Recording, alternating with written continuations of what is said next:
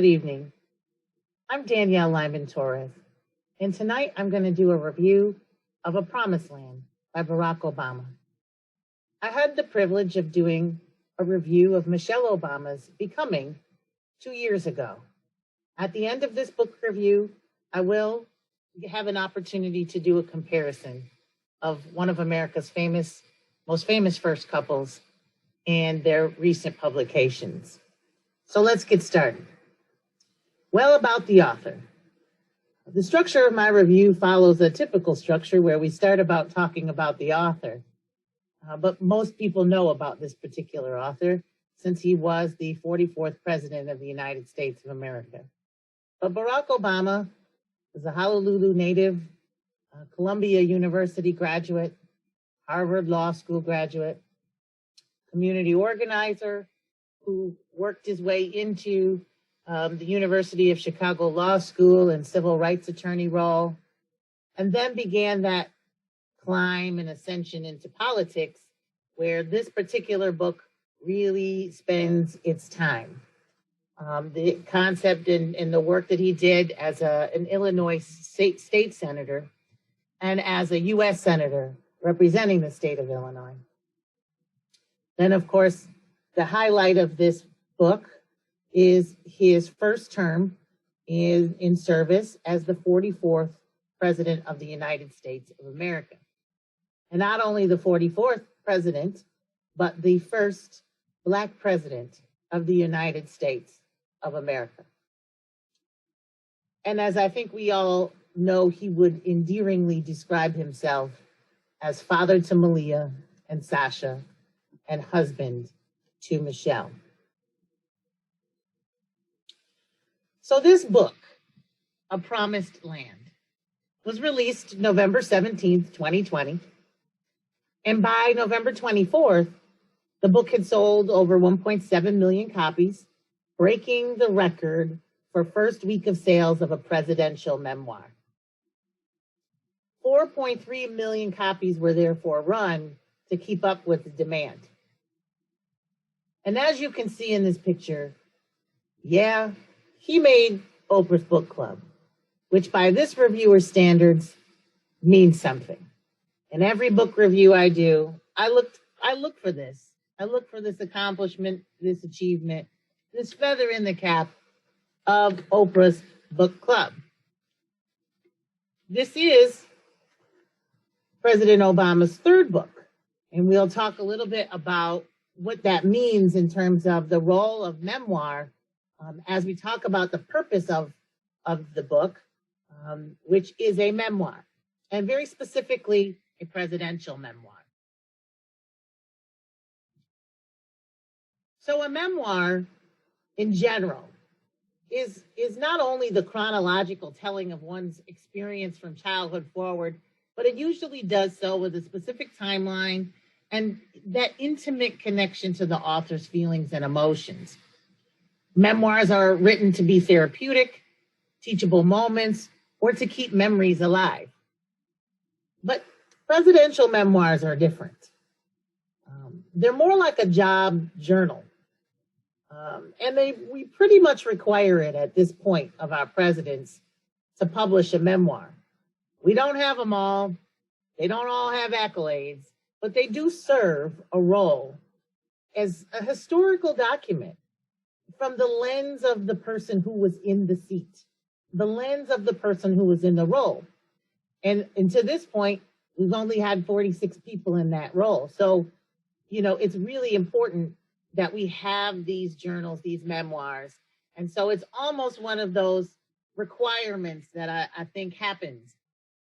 But here's a clip from President Obama himself talking about what he was trying to achieve with the creation of this memoir.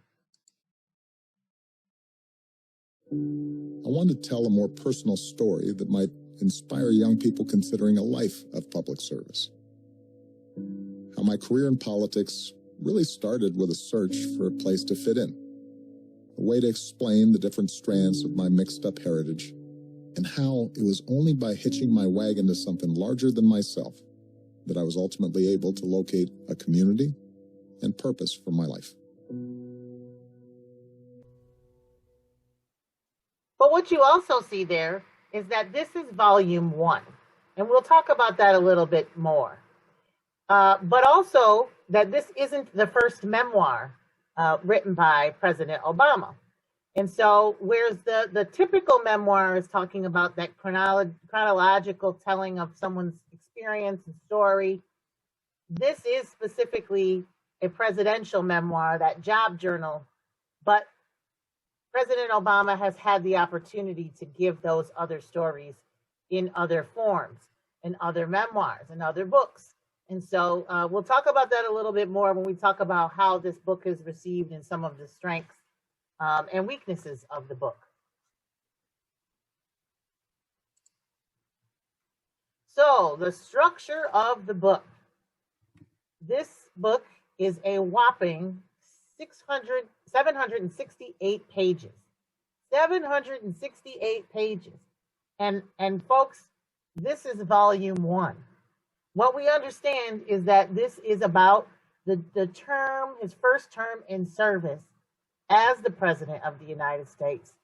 And really, there's an intention to have a volume 2 because we had that second term. And so people are awaiting that, but just know that this structure is a very large book for one volume, to be one volume. The book is broken into 7 parts. And the 7 parts are titled here: The Bet, Yes We Can, Renegade, The Good Fight, The World as It Is, In the Barrel, and On the Wire. What I will say is, it could be a little cliche to say the first part is my favorite part, but the first part really is my favorite part. And part of that reasoning is that the first part tells a part of the story that I don't know, that I didn't know. Things about President Obama that I didn't know before, about how he felt and thought, and how he struggled with who he would be and finding that identity in that very specific viewpoint of his career as it would pertain to his presidency and his political roles before that. And so I was really intrigued and gripped by the pages and the words and the descriptions of that first section because I didn't live through that in my own way. And so while I didn't live through the other 6 sections either, I do remember those events. There are some contemporary events that I can recall and remember and associate my own thoughts to. And so the most gripping part for me is the bet. And then there's this quote here that, I have a couple of quotes from the book in here that really stand out. And when you talk about this particular book, if I remain hopeful, it's because I've learned to place my faith in my fellow citizens, especially those of the next generation. So, we'll talk about the feeling of this book in just a bit and the strengths of it. But really the strengths of it come from the messaging, the feeling of it, and really those thoughtful and deep reflections that came at a time when this book was published, where the country was really dealing with the need for deep and thoughtful reflections. And this book brings it, and it brings it in 768 pages. So if you got to have some time, which we'll talk about, even if you're listening to the audio version, which I believe is 29 hours. I chose to read it myself because I like to do that. I like to read the book. But some people read along and listen, and some people like to listen, especially to his voice. But what I would say is you got to have some time to get through this. And I really do think that there are some nuggets in there that are worth the time. As we go through this, I'll talk about that more. Who is the target audience? Whenever you look at a memoir, usually you say, someone's children, the future, people that they, really want to inspire with their story, people who are like them, people who can relate to the steps they had to take and the footprint that they had to pave to get to where they were. But in this case, I couldn't say any of those things. After reading this book, I really felt very strongly that the target audience for this book is all Americans. All Americans. I don't want to even say the world because it's very directed at America. This quote I have here: there is not a Black America and a white America and a Latino America and an Asian America. There's the United States of America.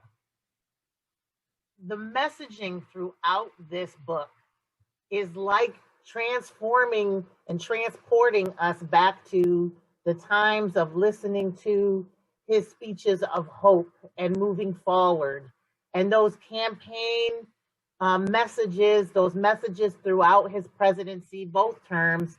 Hard for me to separate them, even though I just read about the one in this book, this memoir. Those messages are targeting all Americans with an emphasis on unity, on unifying, on coming together, on building bridges across our differences, and understanding that those bridges all lead to the same place, which is the country that we share, the country that we live in together. And he really inspires. I got goosebumps just talking about it.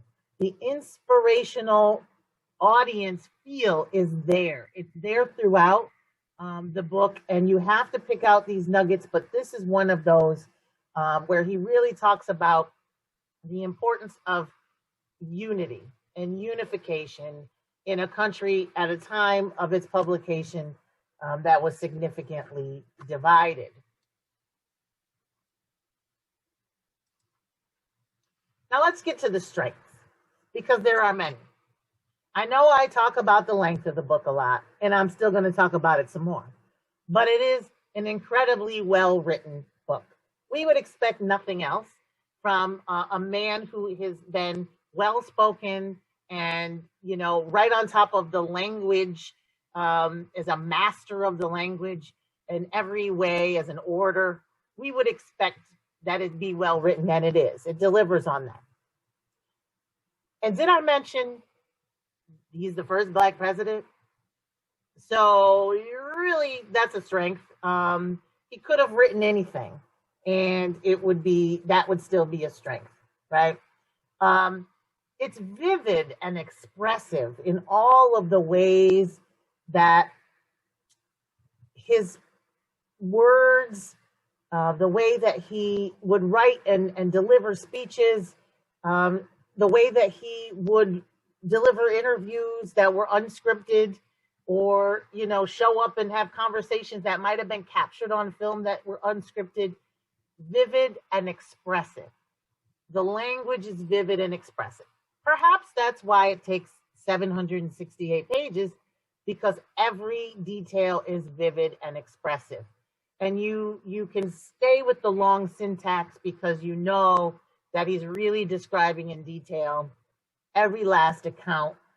You can see him sitting in windows. You can see him, you know, and again, I go back to my favorite parts of the stories where he's a human being and a person, a family man, and just trying to cope with the stresses and struggles of this job, which, you know, any of us could imagine would age a person with the level of stress that it puts on you. And I can just feel it from every expressive detail in the story. So if this is your kind of thing, then this is going to be something that you really enjoy.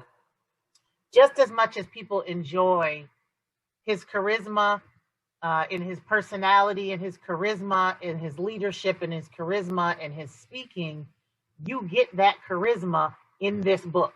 So even if you don't listen to him deliver the story and you just read it, you can hear his voice, you can hear his charisma coming through the pages. And we find that inspirational. We found it inspirational enough to elect him twice. We find it something that moves people in whatever way, whatever your politics are. His role as an orator are clear. His value as a charismatic leader has been there and has been lauded and attended to. So the revelations, a big part of this work and a big part of it coming out and the timing of it is he had a lot of revelations and reflections around the fact that what role did his presidency play in the election of the next president, in the election of Donald Trump. He very specifically talks about what he knows and feels and believes his presidency did to bring up and bring out what he calls the dark transformation of the Republican Party. So in this book, again, he has these revelations that really stand out, and that's one of those revelations that stand out, is his description of the rise and the dark transformation of the Republican Party. He also owns up to the mistakes that he made in office, and you can see, again, there's where that charismatic personality, that endearing personality comes through, where he really owns and embraces what he considers to be mistakes, as well as other people's views of his mistakes during his term. He talks about that stress I was talking about, the stress that led him to, reignite his bad smoking habit that he talks about in the beginning of his career, in a time where a lot of people smoked in the 80s, and that was something that people kind of understood was no longer a thing that was bad for your health, and he'd stopped doing that, and then the stress of this job brought that back. That's a human factor. That's a humanistic piece that always calls out to me. I look for those human things, and how his daughter really didn't enjoy smelling that on him and let him know her disappointment in him for that. How his presidency took a toll, how he felt it was taking a toll on the vitality and spirit of his marriage, and what that just means for a lot of people in connectivity about jobs that are stressful, and but nobody has had a job in a fishbowl like this, the way that the Obamas had a job in a fishbowl, because nobody else has been the first Black president and the first Black first lady. The ability to show those readers more than what the public experienced was a huge piece. I know that speaks to me. I know that there are other readers that will speak to, because we can read the news, we remember the news, we're contemporaries. Unlike reading a presidential memoir for Abraham Lincoln, I wasn't his contemporary despite the gray hairs. And so it's harder for me to connect. I didn't have those public experiences, just what's in the history books. But here, in this case, this is a contemporary president who we went through these times with, and being able to dive into and learn about the things that we didn't know, the things that we didn't have the viewpoints of and experience with, were really, really important. Other strengths, of course, the gorgeous photographs. One of the most photographed presidents of our time, and his family, just gorgeous, gorgeous photographs, moments that are captured, that really captured the essence of that time. And maybe we have a lot of nostalgia as we review and read this, because we've gone through a period of longing for some of that feel-good stuff. And then the stuff, like I said before, the stuff really happened and we can connect it to our life. My other quote that I pulled out here is that enthusiasm makes up for a host of deficiencies. And I think that when we talk about the weaknesses of the book, and there are some, this is where that enthusiasm, that charisma really comes in. And he says it and he means it. And, it's something that he talks about. And I kind of relate what he talks about to having a credibility bank.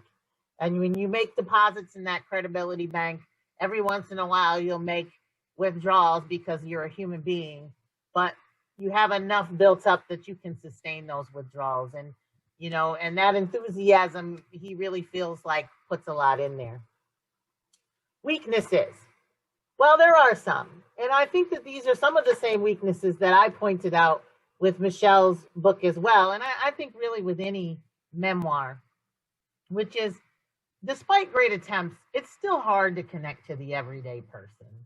You know, it's in the beginning memoirs that he wrote, some other memoirs, other books, you really can relate more to him because those are the times in his life that he was a more average person. He was just an average guy, an average young person struggling with the same things that many young people struggle with.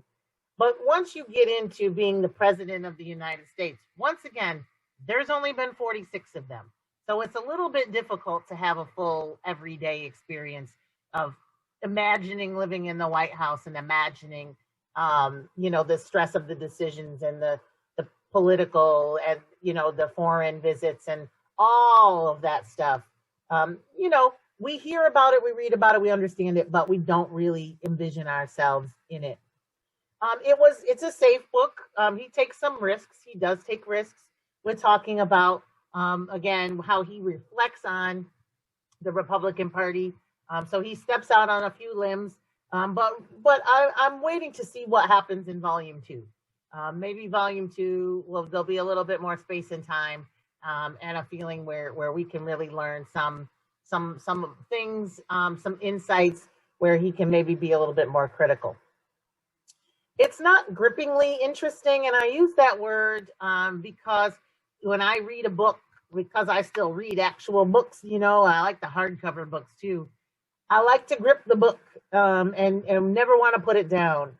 And this book, not only for its size, but for its density, I had to put down a number of times, and you will too, because not only is it long, it is dense. His syntax is long. And so his writing is long, and you have to be able to stay with it. So it's interesting, but it's not something that I would have missed something to keep going. I would go back and read some more because of my interest, but it's not grippingly interesting. And then because I like to beat this horse, it is hard to get through because it is indeed long. But there are many achievements to the objectives that were sought out to be had with this book. It was truly successful in taking readers on a journey through challenges and triumphs of his ascending to the presidency and of his first term.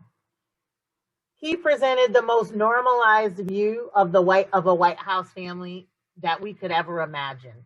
We experienced that with him in his presidency, watching his family, watching his small children, again, having small children in the house, having their dog. It's like the presidential thing, but running with the dog and sitting on a swing set and just normalizing it to whatever degree you can, living in a fishbowl, surrounded by, all of this. And I still have all of the stories from Michelle's book, which I will tell you at the end, and I tell you throughout, does kind of, bias my lenses a little bit because I did get the opportunity to read her book first and kind of see from her lens the same experiences from her seat.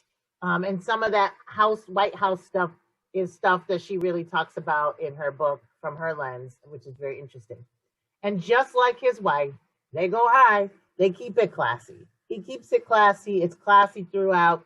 And that's something that you can see was a goal, and probably why it's so thoughtfully written, and took long to come out, is, keeping it classy, which is really hard to do. Even though I challenge him on taking risks and being a little bit more out there, it's hard to do that, and keep it classy and to go high. And so that's one of those objectives that I believe was there and was certainly met. So my recommendation, you must own this book. There's lots of critics out there, lots of critics talking about the 29 hours, and it's just volume 1. I'm one of those critics. But also people talking about 2 autobiographies, this being one. The other autobiography is very different. This is a presidential memoir, as I said before. So I challenge that. An autobiography is one thing. A presidential memoir is an entirely different thing. It's an expectation. He had to do it. So all the haters can stop on that particular point. The other piece I want to talk about the recommendation is, did I say he's the first black president? Oh, yeah, that's right. He's the first black president in the United States of America. As far as I'm concerned, he can write as many books as he wants, and you should own them all. Whether you read them or not, you should own them. You should put them out on your coffee table, put a couple copies up for safekeeping, but you should own them. You should own them all. So if he keeps writing them, you should keep buying them, because no matter what happens, he will always be the first black president of the United States of America. And as I've also said, his charisma is still his charisma, even with the most boring of topics. And there's some boring topics in here, but even in the most boring of topics, his charisma is still there. And then, visit it over and over again. And I have a picture here of him laughing about the length of his book, and laughing about and making fun and being jolly. And that's something that we remember as well. So now that I've given you my recommendation that you must own this book, I hope you read it, but you must own it, at least. I'm going to talk about my comparison between the two. Comparison time. So we have Michelle, Becoming, and we have Barack, A Promised Land. And I said when I reviewed Michelle's that I was looking forward to a time where I could make a comparison, because she came out the gate swinging with this book. And I said very many of the same things about her book, about it being classy, about it being hers was more gripping in many ways, because it was the first time you learned those things about her as a person. And I think that it's really because of that, and because her book it included her time as the first lady, but also included her time as a child, and included that chronological look back, included all of her struggles, her family, her thoughts, all of those things, as that kind of goes through her career, her education, a lot of things we didn't know about her that we learned about her in Becoming. And it's because of that, versus this being this presidential journal, that I would say the applause goes to Mrs. Obama. If I have to say, out of the two, which would be my favorite, it would be Mrs. Obama's, under the auspice that it really took me on a journey through her life in a way that this presidential memoir wasn't intended to, but also didn't do. And so because of that, and I did say I would compare these two books in particular, and not his prior book to this one, kudos, Mrs. Obama, for that. And I will just end with saying, till next time, and not goodbye, because there is a volume 2. I do commit to reading that. And I hope my ending photo on that will be the famous mic drop photo of President Obama, but not today, because today is just see you later until next time. Thank you.